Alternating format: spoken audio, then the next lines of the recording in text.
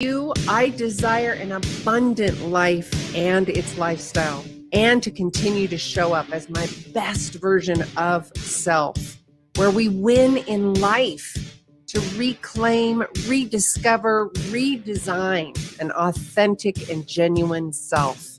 And yes, this is intimacy on a whole new level. Welcome.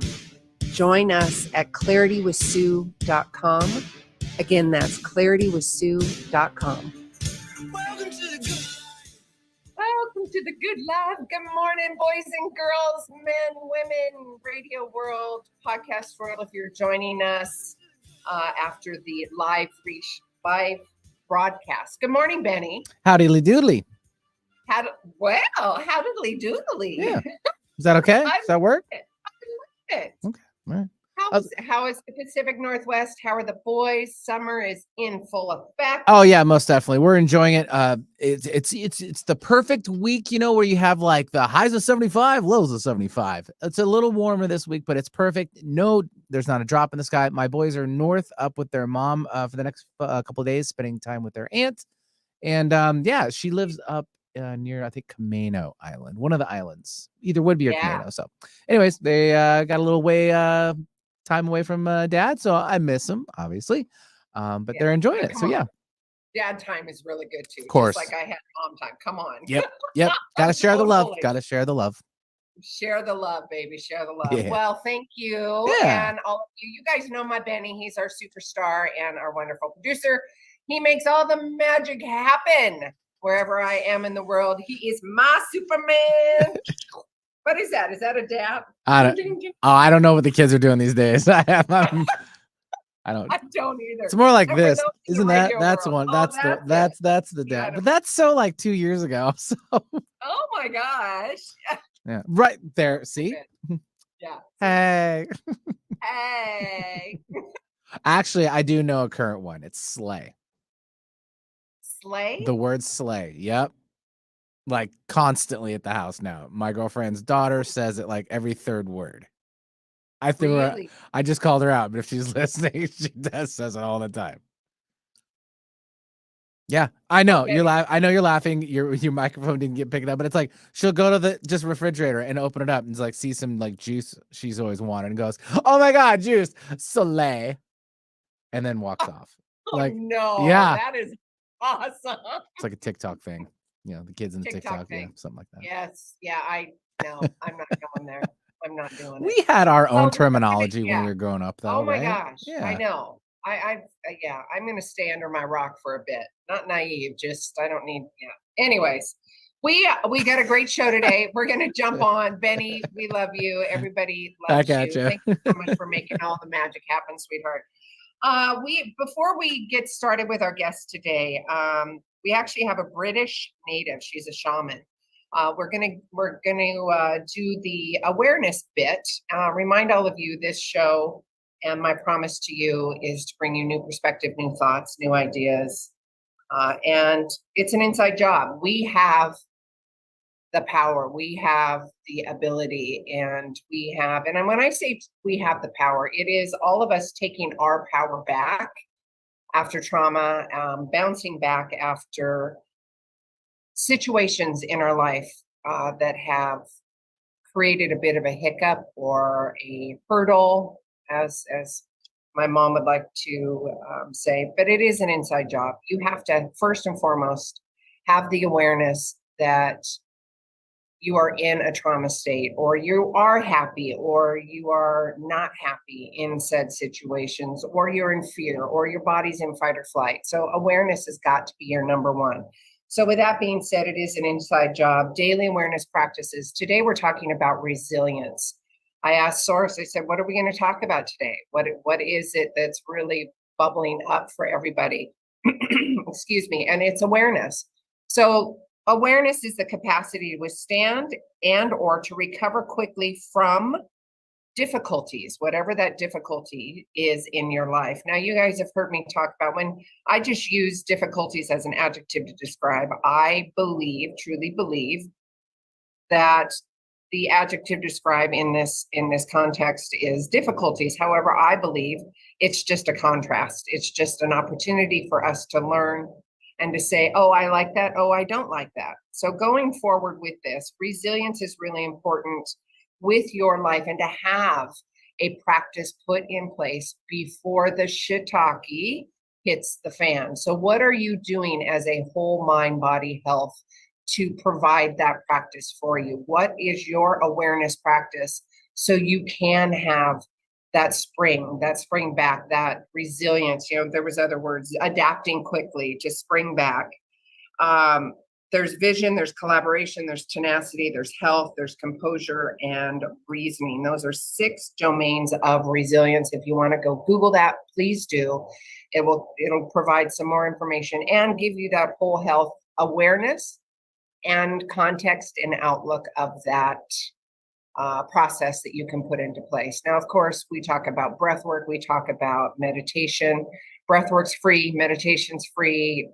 When you notice, again, when you have that awareness that you are not breathing and you need to have that breath really deep into your body and have that awareness that you are breathing, so you can bring your body back into homeostasis, so you can have control of your thoughts, so you can have a conscious, aware, empathetic, sympathetic, compassionate conversation with respect, not only for yourself, but the other person, instead of being reactionary. So again, it's another tool for you to have that awareness. It is an inside job. It's resilience today. All right, guys, we are going to jump on in. We have got an amazing guest, Elen Sentier, best-selling author of British Native Shamanism. Elen is a quirky wilderness woman who is deeply connected to nature. Sounds like my wheelhouse right here.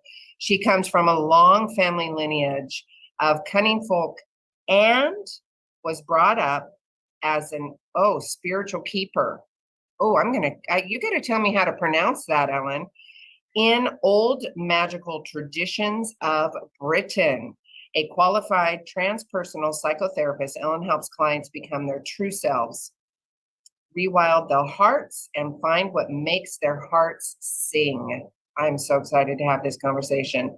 Elen has also taught her work through an apprenticeship. I can't even speak, pardon me. Apprenticeship and 3-year advanced course for over 30 years. Welcome.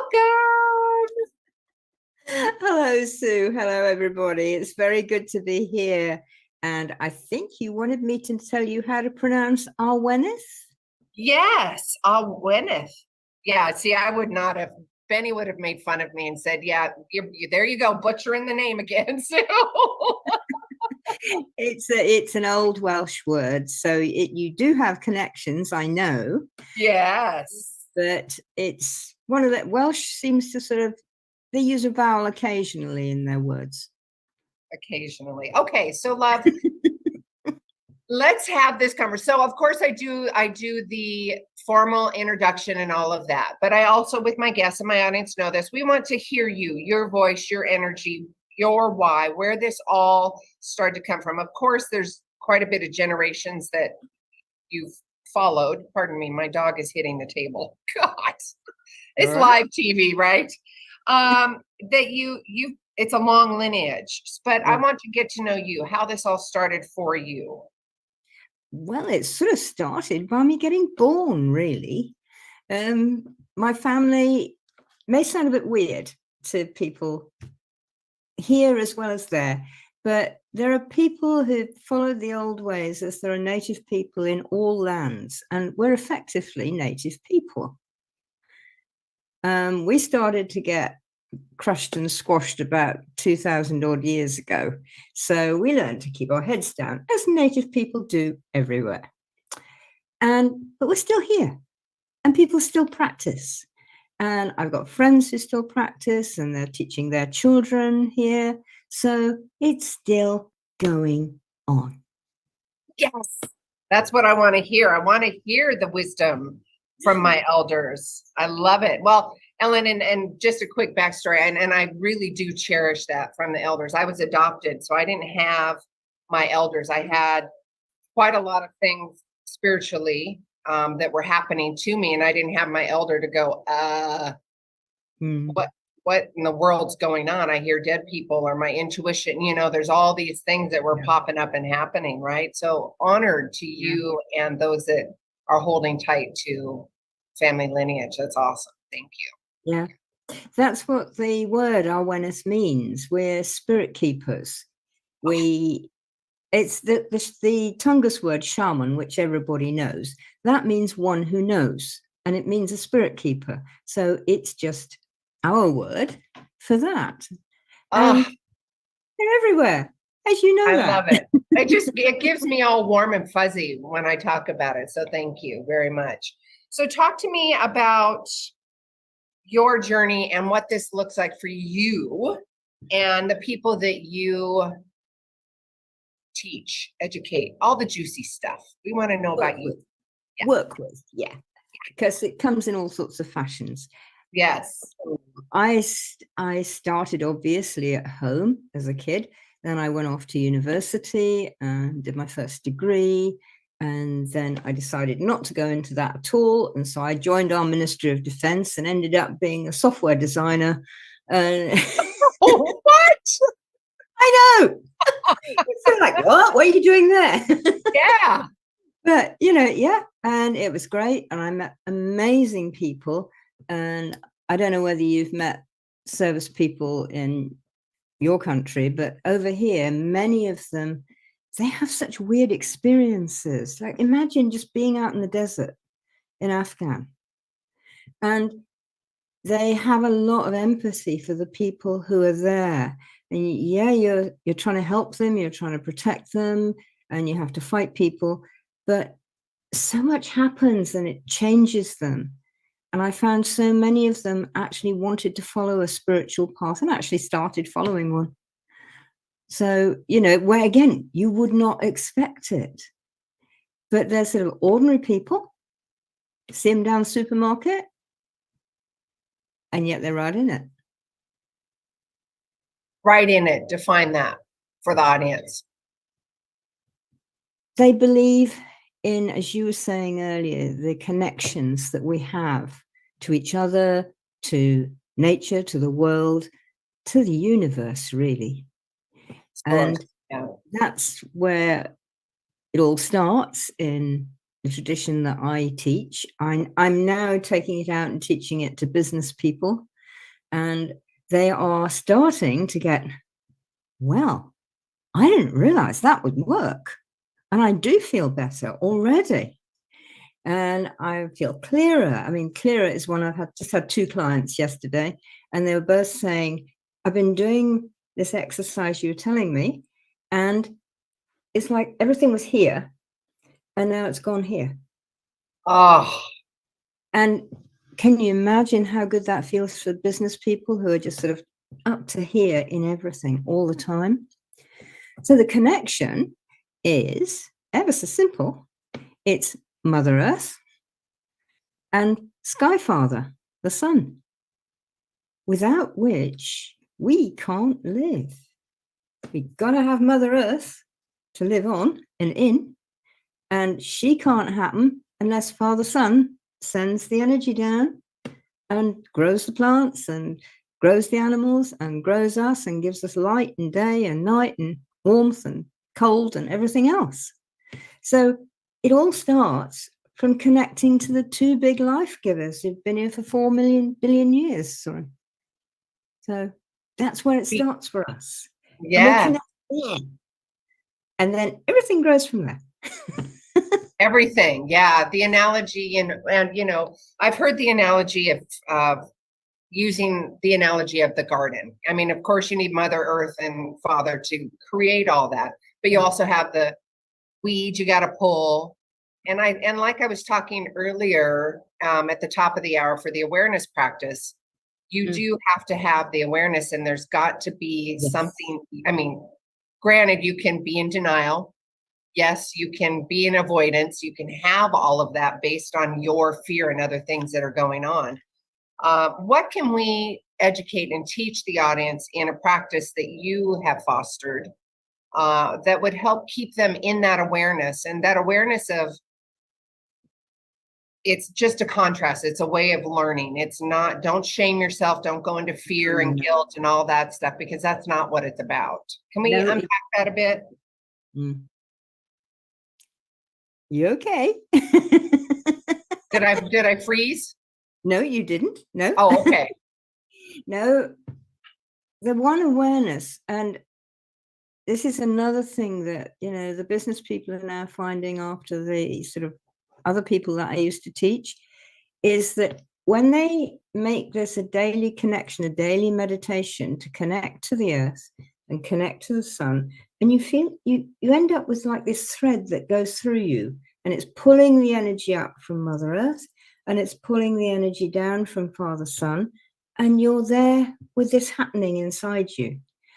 So you get in a state, you know, somebody nicks your purse in the supermarket or something, you know, any ordinary thing, and it's like everything's on top of you. Yeah.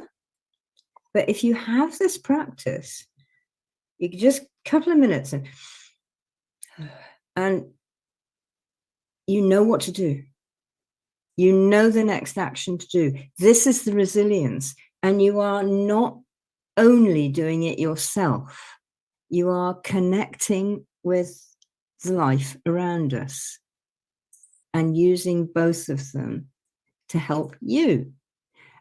And it takes a, you know, it takes a little bit for people to get the hang of it, perhaps, especially if they're sort of like, I'm not sure about this. It sounds a bit weird. But it's breathing and connecting. It's grounding yourself, right? So look at the contrast to the professionals, to all of us. Do you want to be in a stressed state? Do you want to create a disease in your body? Do you want to react in a reactionary space? And, you know, for our business people out there, how important is it for your bottom line? You got to, isn't it? It's you, right? You have to be there. You have to. Yes, you have to be. Yeah.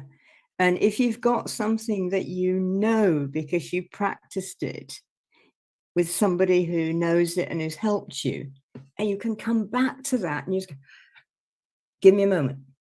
And we've got to that stage now. You can say, I need a moment. And you can do that even in a business meeting, and people will give it to you. I mean, 10 years, 20 years ago, it was like, what? Yeah. Oh, at least we've moved that far on. Yeah. And have your moment and you say, right, guys, how about this? It might not be the answer, but it will take you to the next place.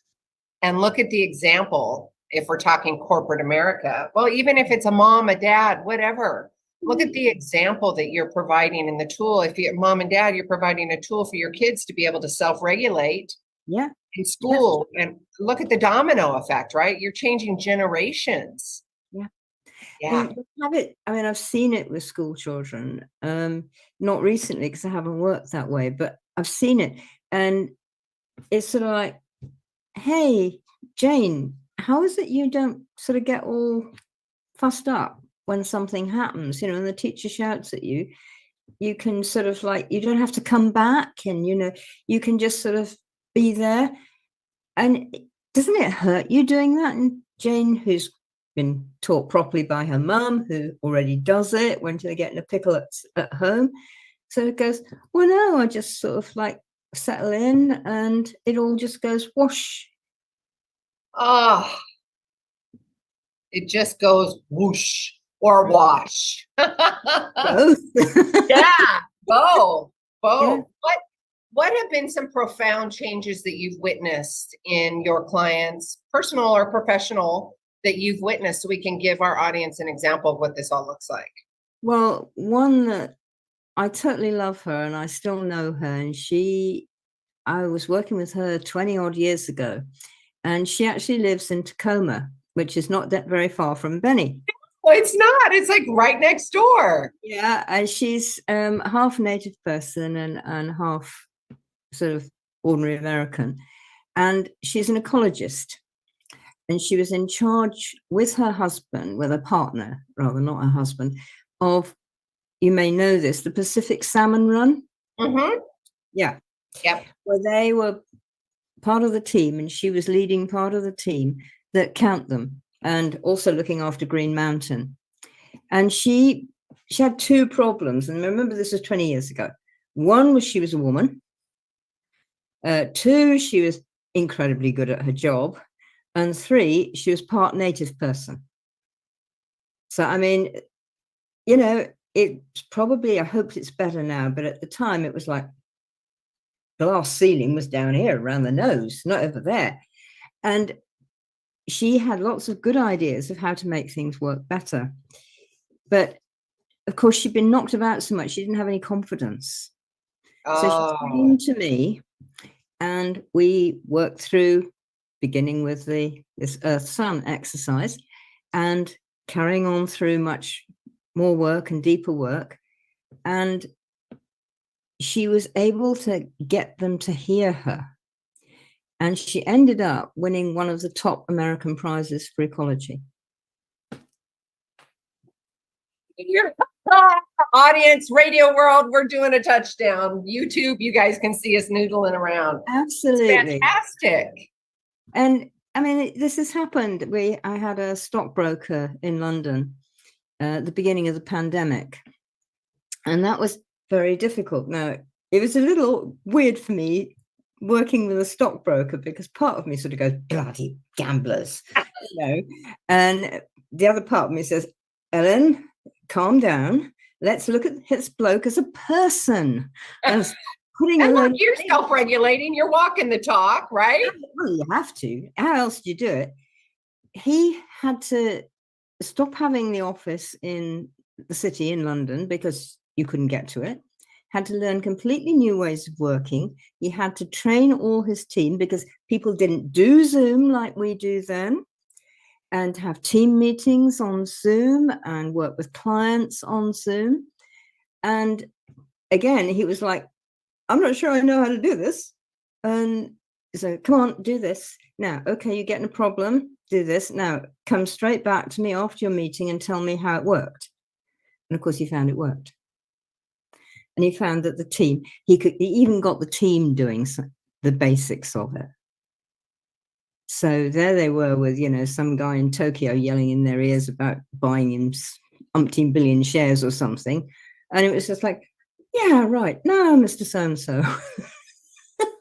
And he was able to have a calm response, not a reaction, right? And the whole of this firm changed, because they no longer need to have a city office now. They know how to do it working from home. Oh, fantastic.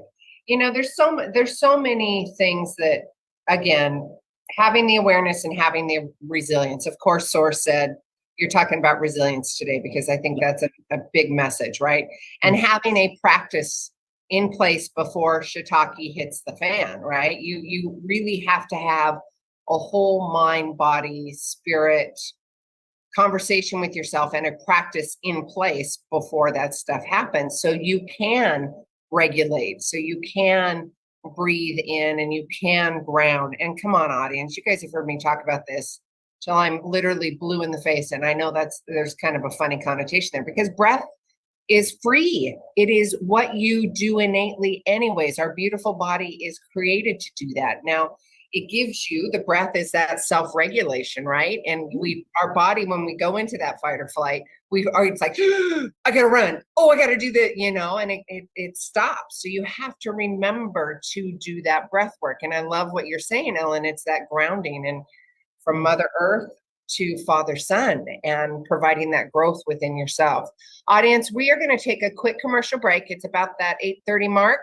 We are still going to be live on YouTube. If you would like to join us over there and see myself and Ellen, please do so. Just go to YouTube and type in 1150 AM KKNW, and we will see you on video there. We'll be back in about 3 minutes, guys.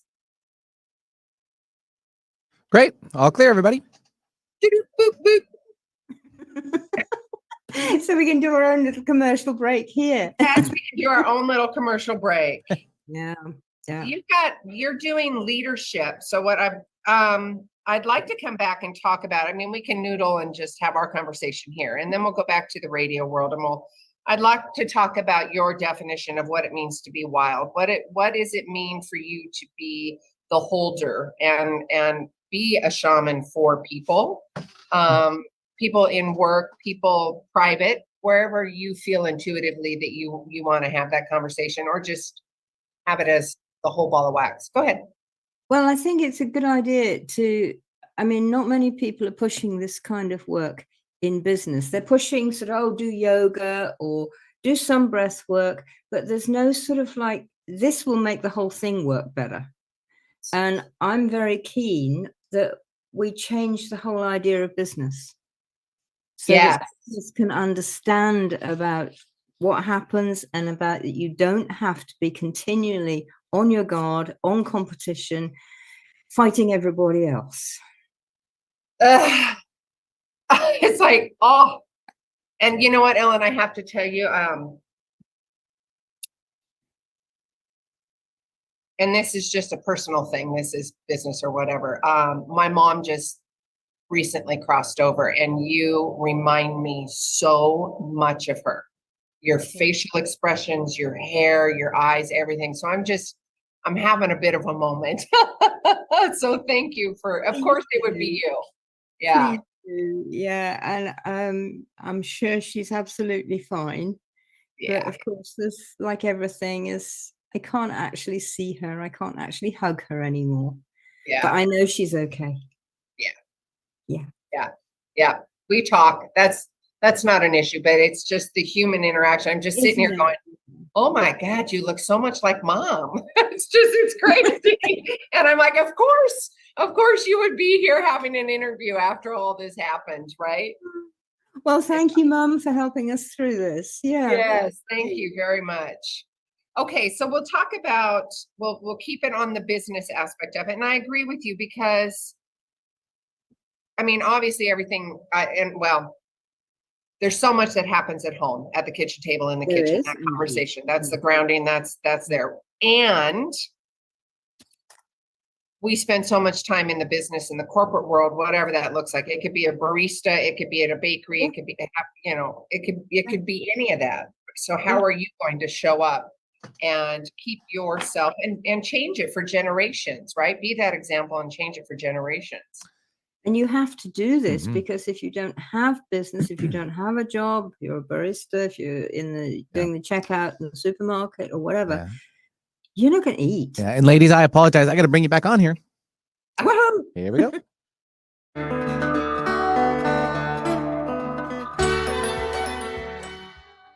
All right. Welcome back, Radio World. Sue here, Clarity with Sue. You can get a copy of the show, of course, on the podcast world. All you got to do is find me on, you can just go to my website, tappedinandturnedon.com, Clarity with Sue.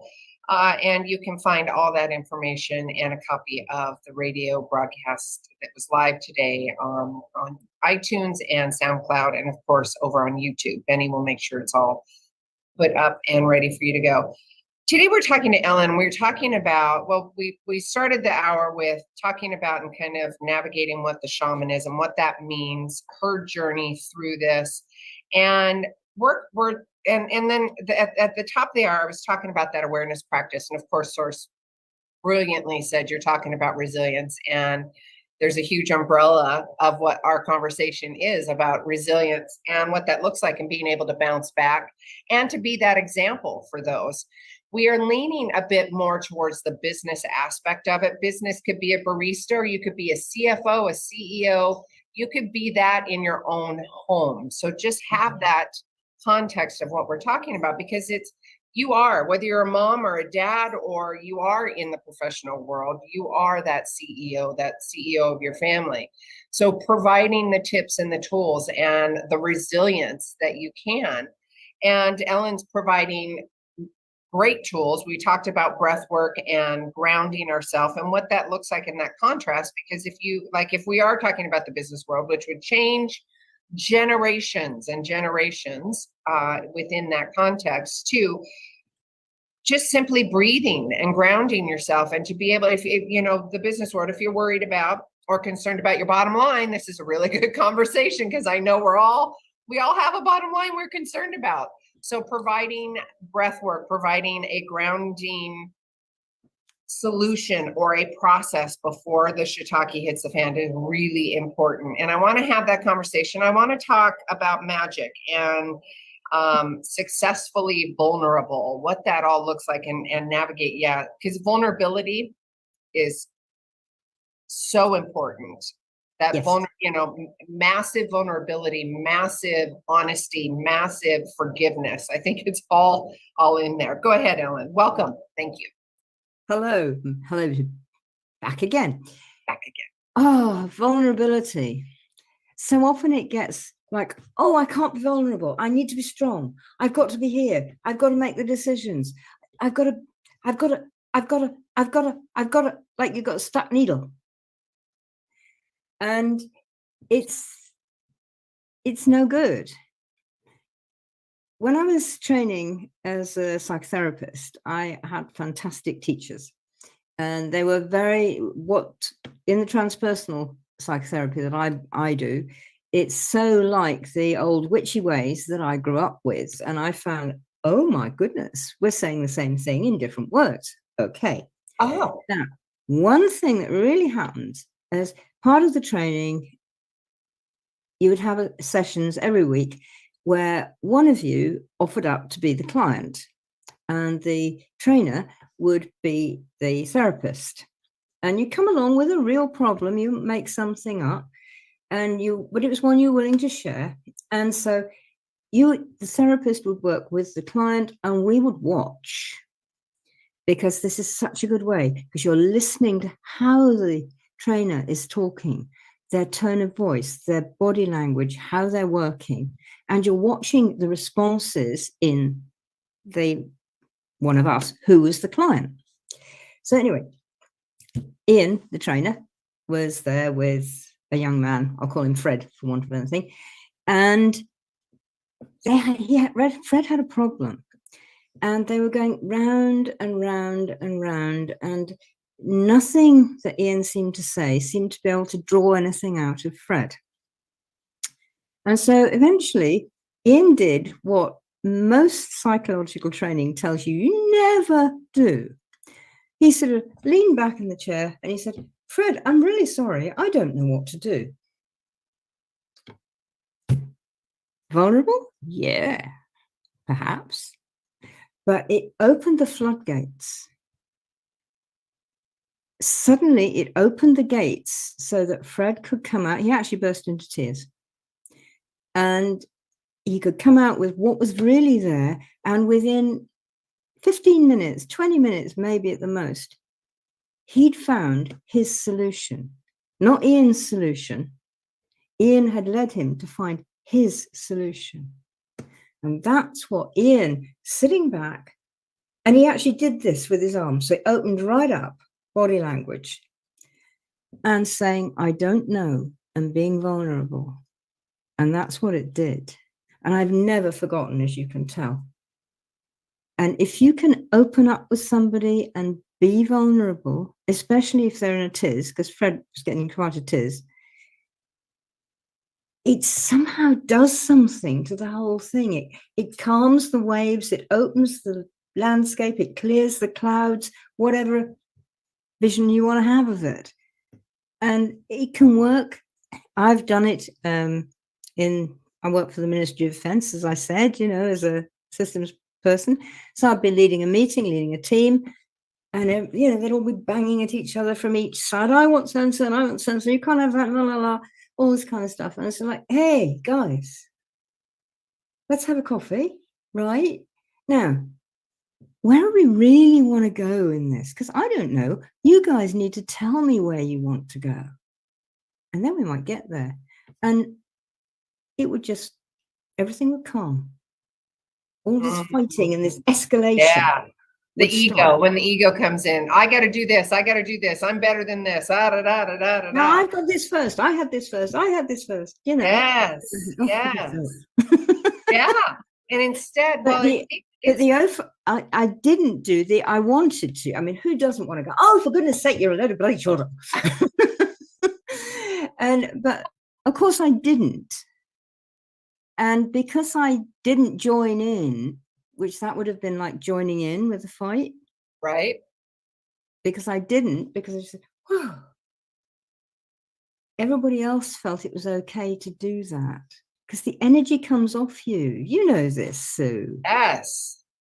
You created that equilibrium, you held space. You opened the both. space. Yes, and both. created that example within the vulnerability context that we're talking about. This happens to be in a corporate meeting, which is super important. Yeah. The domino effect, and to, as you are as a leader, providing that example for people and overcoming your own fear of vulnerability, overcoming your own fear of looking different or doing something different. Yeah. Knowing that it works, right? Yeah. It's crossing that bridge. You know it works. I mean, breathing works, being grounded, it works. Yeah. And to be able to go ahead, Ellen. I was thinking, because you were mentioning earlier, whether we talk about business or home or whatever. I was thinking, well, pretty nearly all of us in business have a family. And Whatever there you it are. looks like, yeah. And you're around the dinner table and your eldest son wants the car and your daughter wants to go out doing whatever she's doing, and your youngest son wants to go play football, and your wife needs to go shopping, and or your husband needs to go shopping, more likely. And so you've got this same boardroom rubbish going around everybody's fighting for their place. And it can work just as well. Hey, guys, whoa, let's slow down. What's for pudding, Mum? Let's get us going, kind of thing. And it just brings the energy down so that people can then find a way where, Dad needs to go shopping, so he can take the youngest boy off to do his football, and then Dad can be dropped at the shopping, and his eldest son can take the car on to go and meet his friend, and Dad will get a lift back with so-and-so. Which nobody had thought of while everybody was arguing, because there was so much going on. Yep, I get it. And if we can remind the audience and those that are listening now or later, you've got to have that awareness, how, and the audience knows this about it.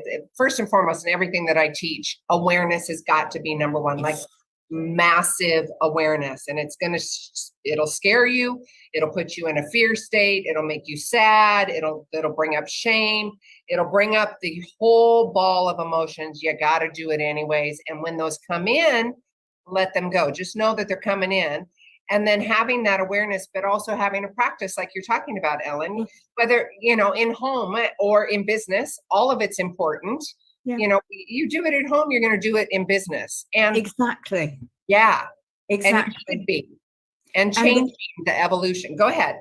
Well, it's as you said, you're CEO in charge of the house. Your mom, you've got to sort all the bills. You've got hands on all the threads, pulling them all together. Yes, you can do that. Yes, and against that. So, and you are doing that.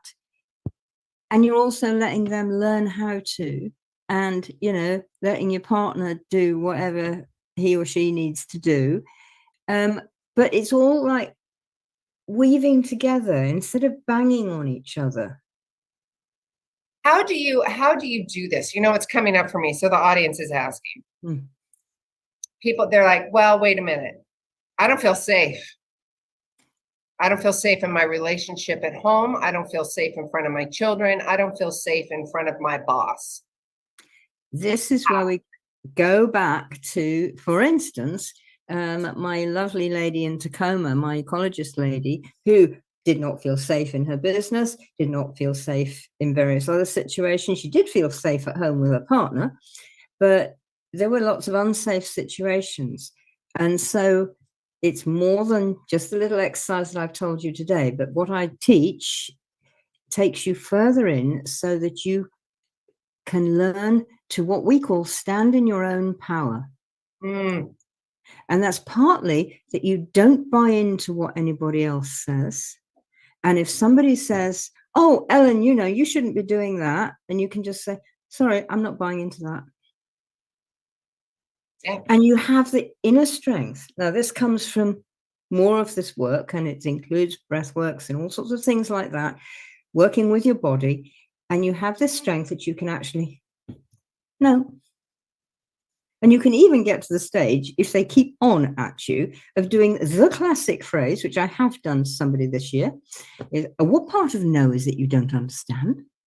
Oh, what part of no you do not understand? Ah, I mean, they did have to go a bit far. that And it sounds was so sort of much like better with pulling. your accent, I have to say. Can I just borrow the accent? It sounds so much better coming from you. Oh, it's me doing my posh Lady Muck thing. I love it. I absolutely love it. So, audience, let me bring this all back. We've got a few more minutes, about 10 more minutes. I want to talk. We talked about vulnerability and providing a safe place. You have to overcome yourself. You have to take your power back. And the media and everybody, there's such a big conversation. Well, take your power back, live your best life. It's take your power back. I'm like, well, what the heck does that even mean? Take your power back. When you're in fight or flight, when you're in victimhood, you don't have the context. You don't understand what that even means, right, Ellen? Go ahead. And you don't, the worst of it is you get all these people who are flinging these, what I call platitudes at you. And part Their of you ideals, their wishes, yes, their remember opinion. that is their script that they're trying to get you to live. Yes. They are yelling all the stuff at you, but they don't tell you how. They tell you what you should be doing, and then you don't do it. And they say, but if you do what I told you, and you sort of go, how? Yeah. How? Yeah. Well, this is where you need somebody who's done it. And that's the best training ever. Yeah, I like having my degrees and all that kind of thing. But I have been there, done that, got the t-shirt, licked the bloody stamp, excuse my French. And when you can see that, hopefully you can see that in me, that, you know, I've been there. I've been down to the last tin of baked beans in the cupboard, and I don't know whether they're turning the electricity off. Yep. And many of us have been there. And I'm willing to share with people what that feels like. And I'm willing to share with them the old practices and the psychotherapy practices that I had that got me through those things. And so you need somebody. We all need a co-pilot. Yes. People sort of say, oh, are you a coach? Are you a psychotherapist? Are you this? And I'll often say, I'm a co-pilot. I love that. That's what I do, is I will co-pilot you through this, and it will be always your decisions, your choices. I'll say, if I think, you know, actually I think we're heading for a cliff here, and then you can talk to me about it, and maybe I'll convince you and maybe I won't, but I'll still be at the top, and I'll probably have a rope and I can sling it down to you if you've jumped off anyway. Love that. Okay, so I'm a big believer in psychotherapy. What's the difference between a psychologist and psychotherapy, and then you combining the shamanism and the secret within you? Well, a psychologist is someone who has studied a lot of the theory of psychology. Yeah. And great stuff, needs to be done. Yep. And a psychiatrist is someone who is medically competent, and medically competent to know that and there are cases where we actually need to take drugs because things are so bad, we actually need to do this. They're the sort of person who knows when that is and what sort of things to give you. And they may do some talking as well. A psychotherapist talks. Jung called it years ago, the talking cure. And we have the skills of asking questions that lead you to your answer. Right there, audience. Did you hear that?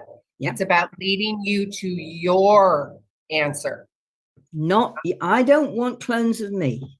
Yep. I think the world and the universe is quite happy with one Ellen, and any more would be over the top. So no, we don't go there. No, we don't go there. But I have the skills from the old ways, because the old ways of Britain, and I think of many nations, are about you being yourself. And I know you love this, Sue. And the psychotherapy, certainly the transpersonal, is about you being you. And you probably won't fit in. And there will be edges and spiky bits that, you know, I don't do that. I don't want to do that. Those spiky bits, dagnabbit. Absolutely. And some people sort of say, oh, well, you know, perhaps I need to be normal. Well, I had a lovely meme. I stuck it out on LinkedIn a few weeks ago. And did you know there are actually 8 billion and more different versions of normal on planet Earth at the moment? 8 billion. I say to the radio world, normal, air quotes. Audience. Yeah, normal, air quotes. Definitely. Definitely. Come on. We all are. And we're all different. And we don't translate probably one word exactly the same as each other. Even with me and my partner, or an you and yours. emotion. No. I can say roses and you could have a completely different adverse effect when the other person's like elated and beautiful, right? Yeah. That's absolutely it. And all of us are right. Okay, you know what's coming up, Ellen, is triggers because of the rose. And this has been years of conversation. My ex, he would say to me, well, you're triggering me. And I'm like, yeah, it doesn't work that way. It doesn't work that way. Right. You're like, oh, right. Yeah. Like, and it doesn't because the trigger is within you, just like the rose analogy. I have no idea. I'm going to communicate and talk the way I'm talking. If I am in reaction, you then have the choice to be the equilibrium, or you can react to, or we can both take a time out. It's that trigger. I know I kind of went down that rabbit hole, Anne, let's have that conversation when somebody does get triggered. How can we then stay in our power, Ellen, like you were talking about? Again, having that awareness and then having a process in place before the shiitake hits the fan, right? And you were talking about the breath work. Yeah. Well, again, you are staying on this thread connected to Mother Earth and Father Sun. And it actually sort of expands around you so that you can feel your own space a bit. Yeah, you're doing it, Sue. You got it. And so I say rose to Sue, and Sue goes, and I sort of go, hey, Sue, what happened there when I said rose? And I let you tell me. I don't come along and say, Sue, you seem to have a bad reaction there. Right. I mean, whoa, blame. Yeah. No, thank you. It's like, what happened? Yeah. You're having a kind, calm, loving conversation. My co-pilot, which I love that. I'm so going to use that if that's okay. I absolutely do that. It's not mine. Yeah. But yes, go ahead, Ellen. Yeah, it's another principle of the old ways is you ask everything. You don't assume you know. You don't listen to the words and have your head translate them into what you already know. Your own narrative. Yeah, you ask the person. Now, I thought when you said that, it made me think of so-and-so. Is that what you were thinking of? And you can go, no, I was thinking of so-and-so and so-and-so. Or yes, actually, yeah, mine was. Right. So you go in by asking. You don't go in by making any assumptions or telling anybody anything. You know what comes up for me in this, Ellen, and I've had these conversations because I ask a lot of questions. Yes. I'm curious, and I downloaded this. You'll love this. I think you will. It came to me, and it's one of my tools. Have the CCs in life, compassionate curiosity. And where I was going with this, Ellen, is I ask a lot of questions, and there's almost like a disclaimer where I say, hey, I'm just asking questions because I'm being curious and genuinely interested on who you are and what you're saying. And likewise for myself. And sometimes people are like, they're put off by that. They're like, you are asking so many questions, or they're insecure, or they have that I don't know what I'm trying to say. Maybe you do. They do. And I mean, I get it with people who are potential clients, and we're on a discovery call or something, and then again I'm asking the question, is so like, say you were on the discovery call with me, so like, Sue, I mean, am I phasing you by asking so many questions? What would you like me to do? Oh. What if they say, I don't know? Then you sort of say, well, should we explore it? Should we explore how it feels when I ask you loads of questions? I mean, and also then take it, because again, this is part of the work we do, is like, do you feel that is something happening in your stomach, or your chest, or do your shoulders tighten up, or, is there anything like that? And, there might not be, but I said, is there anything like that? And quite often there is. And then that sort of goes, oh, and if you really, I wouldn't do it on a discovery call. This is for actual work when we're working together, but it will take you into, can we go back in time? Do you have a time when you remember having to react like that because something happened? Can you remember what that was? And then you go back and you'll find the route that, I don't know, somebody's dog went for them, or the next door neighbor peered over the hedge and yelled at you. And that happened when you were 4 and you'd forgotten about it till now, but it was built in now. Is it important, and we've got a short amount of time, about 4 more minutes. Is it important to really go back and investigate and, air quotes, relive that scenario? Or can a person go back energetically, lean into it and let it go? Or is that the same thing? You know what I'm trying to say? Yeah, right? I do. The one that it's important to go back and remember, but don't go and relive it.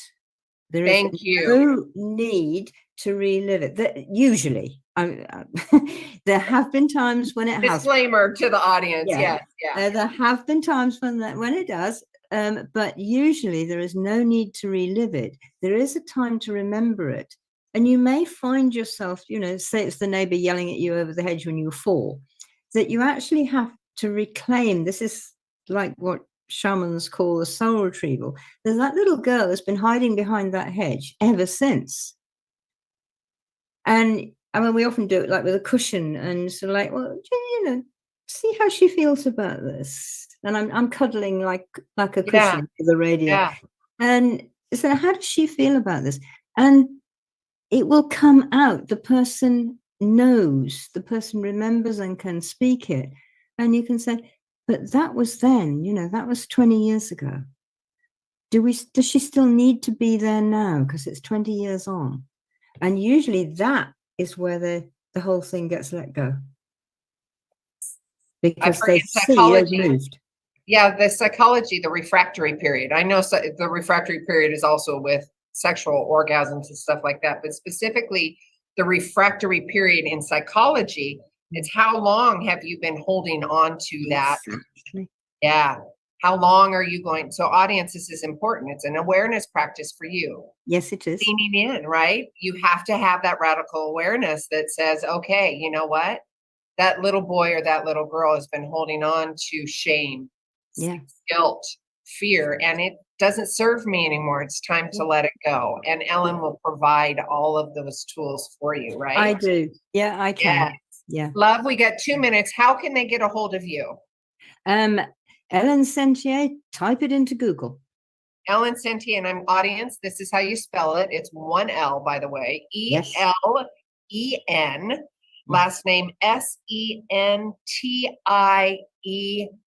All of that information will be on YouTube and the links provided. Ellen, thank you so much. It has been an absolute blessing and a delight to have this conversation. I could talk about all this forever. I mean, I do on the radio. I mean, I love it. It's providing real-time, real-life tools. Yes. And solutions, like you were talking about. It's there is the problem, but we're not going to spin out in that. We're not going to get onto that bandwagon. We're going to provide a solution. If you need to vent it off, and we're going to let go of it so you can get it out of your body. Now let's go to the solution. Yep, absolutely. And that's where Ellen will, and she will take you through that. The breath work and in corporate America, especially. And I know that that is a special little niche for you right now. And blessings to you. Thank you so much for this. And thank you for today. Sweet dreams. I know in the UK it's a little bit later, right? It is. It's the late afternoon here. And sweet dreams to all of you wherever you are. Oh, thank you. All right, audience, we will see you next week. And until then, each of you are a gift. Get out there and share yourself with the world. Cool. All clear.